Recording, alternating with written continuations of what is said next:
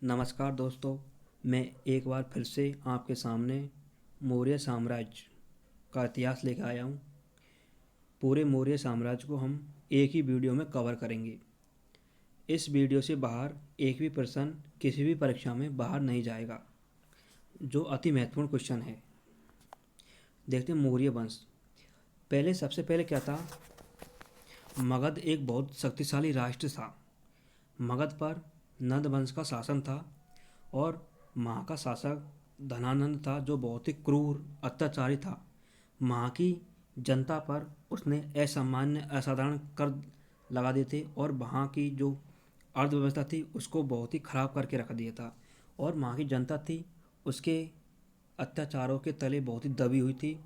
तो उसी समय आचार्य चाणक्य उसके दरबार में आया था और उसी समय मगध पर यूनानी शासक सिकंदर ने आक्रमण कर दिया था, लेकिन वह ब्यास नदी को पार नहीं कर पाया था। लेकिन जब आचार्य चाणक्य का धनानंद ने बहुत ही अपमान किया था, तो उस समय जब चाणक्य जा रहे थे तो उसने चंद्रगुप्त मौर्य को देखा था। वो पिपली वन में देखा था और राजकीलम खेल खेलते देखा था। चंद्रगुप्त मौर्य था, वो राजकीलम खेल खेलता था। उसी समय चंद्रगुप्त को चाणक्य ने देखा था और उसी समय वह अपने साथ उसको तक्षशिला ले आया, क्योंकि तक्षशिला उस समय नालंदा और तक्षशिला उस समय शिक्षा के बहुत ही अच्छे केंद्र माने जाते थे। तो आचार्य चाणक्य था, वो तक्षशिला का महान आचार्य था, जिसने अर्थशास्त्र नामक पुस्तक की रचना की, जो पूर्णतः राजनीति पर आधारित थी।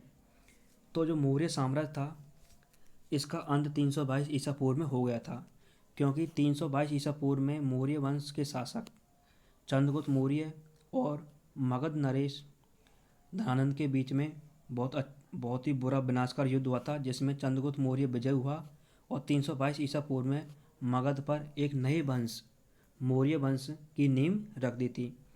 तो मौर्य वंश का संस्थापक था, वो था चंद्रगुप्त मौर्य और गुरु का नाम था चाणक्य। चाणक्य की सहायता से चंद्रगुप्त मौर्य ने धनानंद को हराया था। नंद वंश का अंतिम शासक था धनानंद। तो क्या कहता? आचार्य चाणक्य की सहायता से चंद्रगुप्त ने नंद वंश के शासक धनानंद को हराकर 322 ईसा पूर्व में अपनी मां मुर्रा के नाम पर मौर्य वंश की नींव रखी। उसी समय क्या था? सिकंदर का सेनापति था सेल्यूकस निकेटर, जो यूनान का शासक था। मतलब यूनान का शासक सिकंदर था।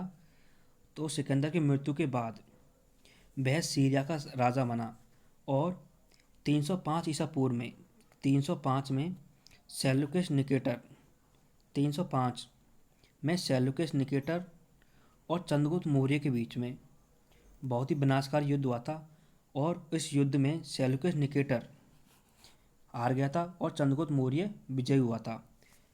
तो अपनी संधि शर्तों के अनुसार चंद्रगुप्त मौर्य ने 500 हाथी सेल्यूकस निकेटर को उपहार में दिए थे और उसी और सेल्यूकस निकेटर ने भी अपने विजित राज्य काबुल, गंधार, मकरान, हेरात और बैक्टीरिया, जो पांचों राज्य थे, वो अब चंद्रगुप्त मौर्य को दे दिए थे और अपनी पुत्र थी कार्नेलिया या हेलेना, इसका विवाह चंद्रगुप्त मौर्य के साथ कर दिया था।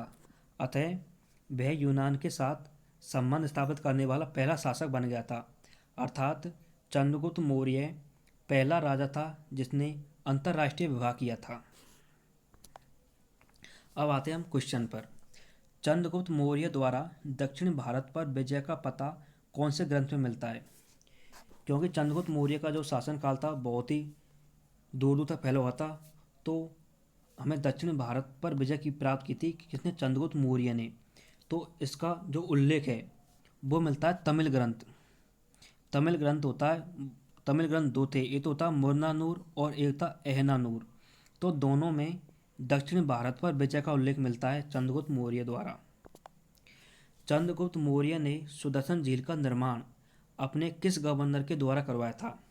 Option A Pushyagupta Vaishya, option B Pushyamitra Shunga, option C Ashoka, option D Bindusara. इसमें क्या था, गवर्नर पद था, गवर्नर पद था वो यूनान की देन है। हमारे भारत में गवर्नर पद था वो यूनान की देन है। और चंद्रगुप्त मौर्य ने यूनानियों से ही गवर्नर पद लिया था। और चंद्रगुप्त मौर्य ने अपने प्रांतों का विस्तार करने के लिए वहाँ पर अलग अलग अपने मतलब सहपाठियों को वहाँ के अलग अलग जगहों का गवर्नर नियुक्त कर दिया था। उसी समय पुष्यमुत वैश्य था, वो गुजरात का गवर्नर था। और जो सुदर्शन झील था, तो सुदर्शन झील का निर्माण तो चंद्रगुप्त मौर्य ने कराया था, लेकिन पुष्यगुप्त वैश्य की सहायता से करवाया था, जो गुजरात के गिरनार पर्वत पर स्थित है।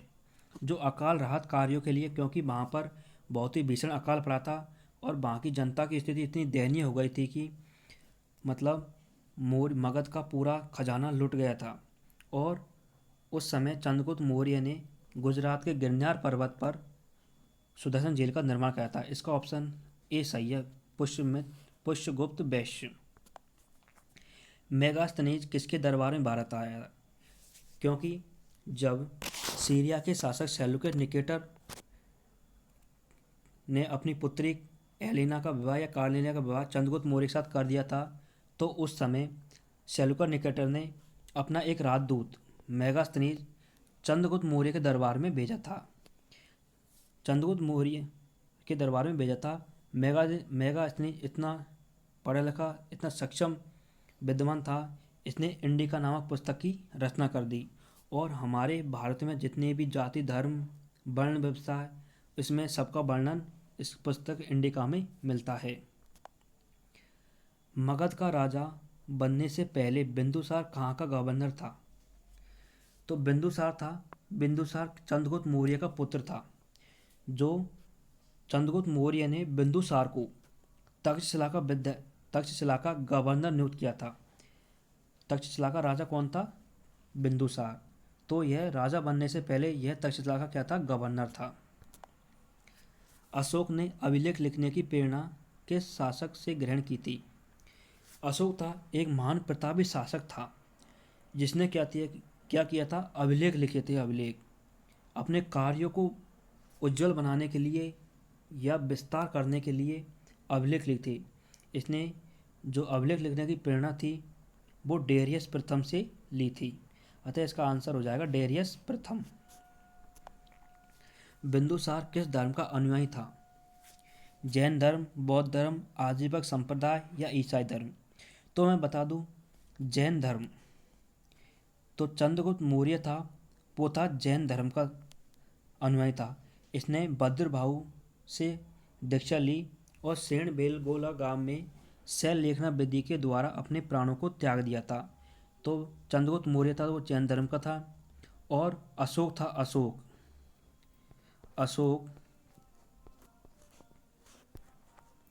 अशोक था बौद्ध धर्म का, जो उपगुप्त नामक बौद्ध भिक्षुक के साथ बौद्ध धर्म ग्रहण कर लिया।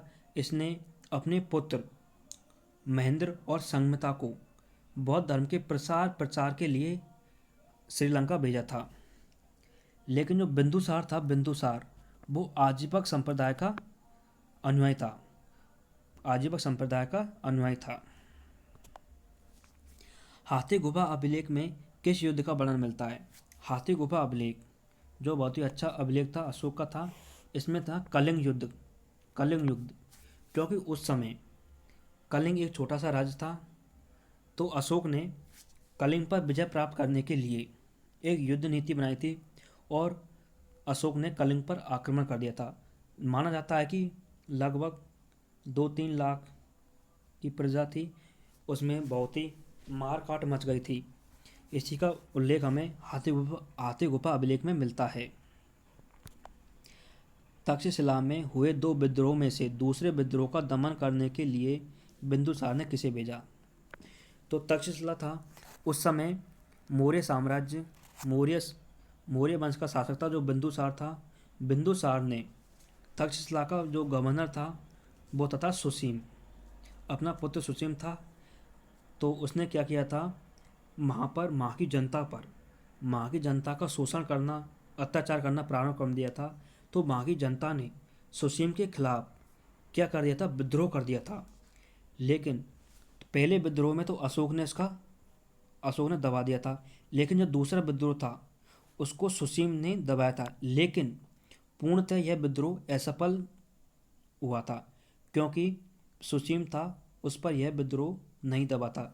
इसी प्रकार दोनों विद्रोहों में से अशोक को प्रभावित माना जाता है। अतः इसका जो ऑप्शन था दूसरा विद्रोह का तो बता था सुसीम। अतः सुसीम था, उसने क्या किया, दूसरे विद्रोह को दबाने के लिए बिंदुसार ने भेजा था, लेकिन उससे यह विद्रोह नहीं दबा था। तो पूर्णतः उसको अशोक ने दबाया था। अर्थात दोनों विद्रोह थे, दोनों विद्रोह को अशोक ने दबाया था। मौर्य वंश का एकमात्र ऐसा कौन सा शासक था जिसने अपने साम्राज्य का विस्तार करने के लिए वैवाहिक संबंध स्थापित किए? मौर्य वंश था, पहले क्या था, चंद्रगुप्त मौर्य के समय मौर्य वंश था वो सीमित जगह पर ही क्या था, सीमित था। लेकिन जब मौर्य वंश चंद्रगुप्त मौर्य की मृत्यु के बाद जब बिंदुसार वहाँ का शासक बना था, उसने क्या किया, वैवाहिक संबंध बनाना स्थापित कर दिया। आस पास के राजाओं के साथ बिंदुसार ने वैवाहिक संबंध बनाए थे। अर्थात ऐसा माना जाता है कि बिंदुसार ने 29 वैवाहिक संबंध बनाए थे और इसके 101 पुत्र थे। इसके 101 पुत्र थे जिसने, और अशोक था वो था 100वां पुत्र था। अशोक ना वो 101वां पुत्र था। इसने क्या किया था, अशोक ने अपने 99 भाइयों को मारकर 99 भाइयों को वध कर दिया था अशोक ने, और 99 भाइयों को मारकर राजगद्दी प्राप्त कर थी। अर्थात इस क्वेश्चन का आंसर था बिंदुसार। अर्थात बिंदुसार ने साम्राज्य का विस्तार करने के लिए वैवाहिक संबंध स्थापित किए थे। मौर्य वंश की जानकारी किस अभिलेख में मिलती है? तो मौर्य वंश था, मौर्य वंश की जो जानकारी है वो मिलती है जूनागढ़ अभिलेख में। जूनागढ़ अभिलेख में जो रोमिनदेही अभिलेख था, रोमिनदेही अभिलेख में भूमिकर था, पहले क्या था, भूमिकर 1/6 था, 1/6 था, लेकिन उसको घटाकर अशोक ने 1/8 कर दिया था। भारत में पहली बार केंद्रीकृत शासन व्यवस्था की स्थापना कौन से वर्ष ने की थी? केंद्रीकृत शासन व्यवस्था का मतलब है कि पूरे साम्राज्य का जो शक्ति थी वो एक ही राजा के पास थी। जैसे ये साम्राज्य था, 2 साम्राज्य, इसकी शक्ति थी वो एक ही राजा के पास थी।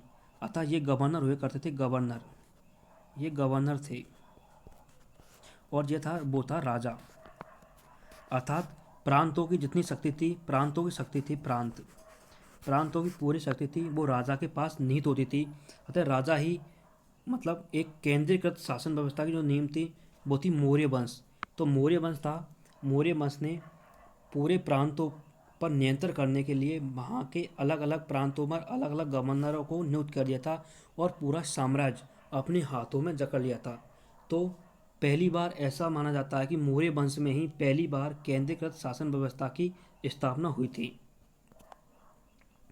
अशोक ने अधिकांश अभिलेखों की लिपि कौन सी थी?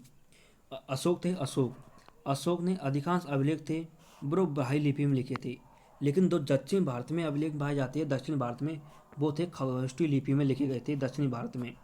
लेकिन जो अधिकांश अभिलेख थे वो थे ब्राह्मी लिपि में। लेकिन अभिलेखों की जो भाषा थी, जिस भाषा में लिखे जाते थे वो थी अर्ध मगधी भाषा थी। ये तो थी भाषा और ये थी लिपि। सर्वप्रथम अशोक के अभिलेखों को किसने खोजा था? तो जेम्स प्रिंसेप था, इसने पढ़ा था सबसे पहले, और टी पेंसन ने खोजा था।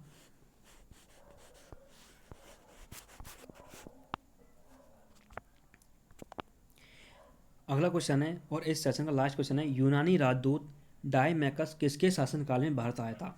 तो जो डायमैकस था, तो ये क्या था, यूनानी राजदूत था जो क्या था, बिंदुसार के दरबार में आया था। बिंदुसार मगध का शासन था, वहाँ का शासक था। तो डायमैकस नामक राजदूत था वो तो बिंदुसार के शासनकाल में भारत आया था। चंद्रगुप्त मौर्य के शासनकाल में मेगास्थनीज आया था और हेनसोंग हर्षवर्धन के शासनकाल में आया था। दोस्तों, आपको ये वीडियो कैसी लगी? अगर अच्छी लगी हो तो ये चैनल को लाइक करना, शेयर करना और अपने दोस्तों में शेयर भी कर देना और सब्सक्राइब भी कर देना।